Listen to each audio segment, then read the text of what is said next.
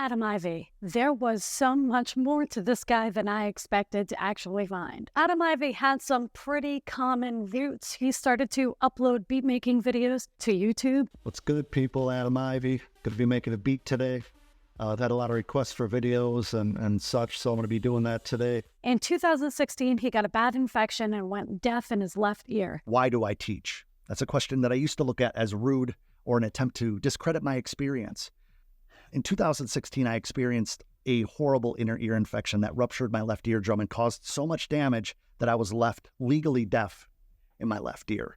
And apparently that's why he began to teach and stopped producing music, or didn't produce at the same exact levels. Adam Ivy has said a lot of stupid shit over the course of his career. He's made the same exact videos 19,000 times. But at the same time, Adam Ivy used to do something called student spotlights. I'm going to be showing the first 3 student spotlights that he did, along with, on one of the sides of the screen, I'm going to be showing the students' YouTube pages and Instagrams now. All right, guys, as mentioned, I'm here with the Sell Music Masterclass student, Century Status Productions from Toronto, Canada.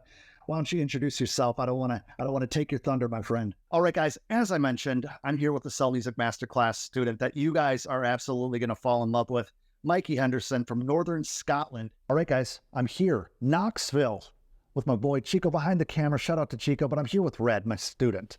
You guys that know her from American Idol know her as her government name, Christina. As you can see, none of his students really did anything crazy. I understand that there's a big difference between being a Grammy-nominated producer or a singer that went on to American Idol and what kind of vanity metrics you're going to have with social media. But at the same time, social media is the vehicle that Adam Ivy pushes as the only way to gain a music career. The fact that these people that he actually coached have shitty vanity metrics on social media, which was supposed to be their main vehicle, says a lot. Adam Ivy recently made a video where he made a comment about how he didn't want to work with rappers any longer because rappers were too complicated or annoying or whatever he said, so he switched genres completely. I started with hip-hop and rap beats and instrumentals that I found personally, and I'm not dissing anybody, rappers are infuriating to work with.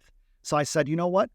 All these tire kickers, all these guys with big egos that are like, you should send me beats for, I'm going to try to blow you up. Go fuck yourself, dude. I'm going to go to where the money is. So I shifted over to pop. I shifted over to dance. I shifted over to neo soul and R&B. Guess what? The money came. I don't understand why you would ever do that. If you have a genre that you love, why would you ever switch that genre because you can't stand the people that are within that genre? The whole thing just made me uncomfortable and seemed like a really strange thing to say. I found a Reddit post that went really, really deeply into this whole Adam Ivy debacle. And granted, it was from 2 years ago. This Reddit post is going to be linked in the description. But within the Reddit post, he actually linked DMs between him and Adam Ivy. It's like a 15-page PDF.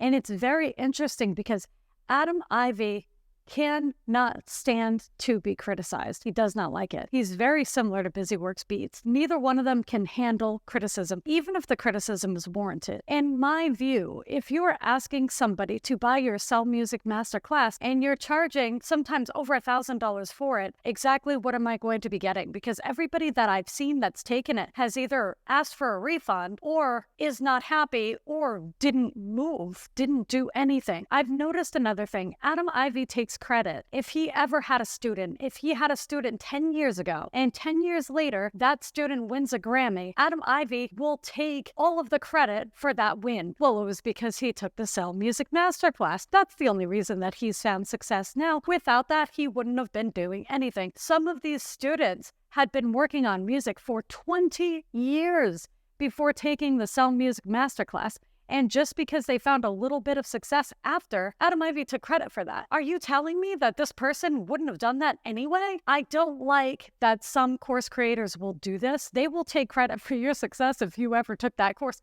Even if the course didn't have anything to do with it, even if it was just more of a timing thing, I looked at my metrics compared to some of his alumni, and my metrics are better than theirs, and I've never taken the Sound Music Masterclass. Adam Ivy has nothing to do with the results that show up on YouTube. So if you type in the name Adam Ivy or the problem with Adam Ivy or the truth about Adam Ivy or anything like that, most likely Adam Ivy is going to show up. And my guess is he probably...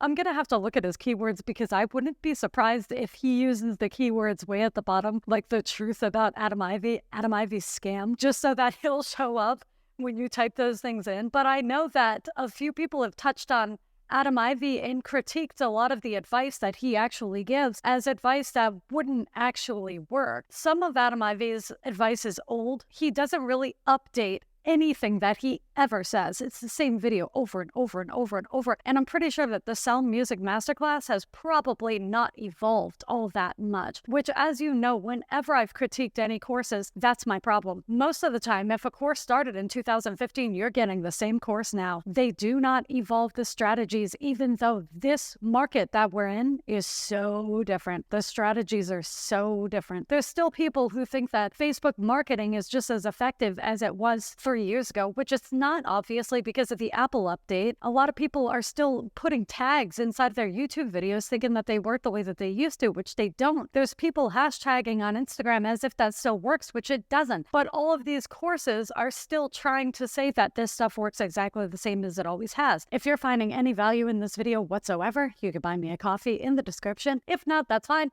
A subscribe would mean the world. So Adam Ivy has been around for a long time. I started watching Adam Ivy around 2020. And honestly, I thought that he was pretty likable. I didn't really like the way that he delivered information. He was extremely scatterbrained. He seemed to be talking into my mouth, and just the way that he delivers information, you really just play him at half speed.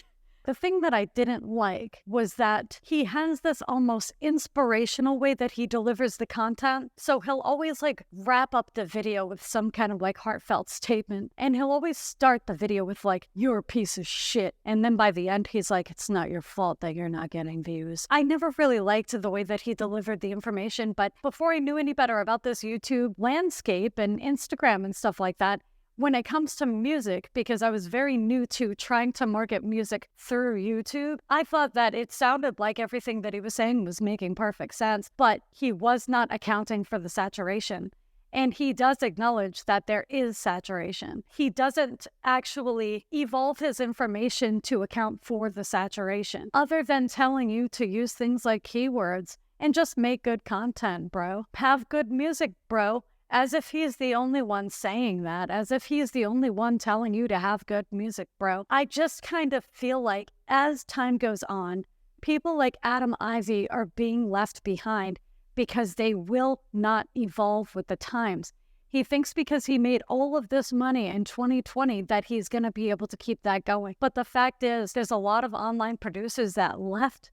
They gave up because they just couldn't grow. A lot of online producers may want to take the Sound Music Masterclass, but there's no way that they're going to pay that much money, especially when you actually find the reviews that don't look like they were put up by Adam himself. When you look at the reviews for the Sound Music Masterclass on Reddit, it's a shit show. When you look at the student spotlights and you see where his students actually made it, they may be Grammy nominated. Some of them may have made it on American Idol. None of them really have too much of a following. Regardless of those accomplishments, they didn't really do the one thing that Adam Ivy focuses on, which is grow your vanity metrics on all of these things, get super fans.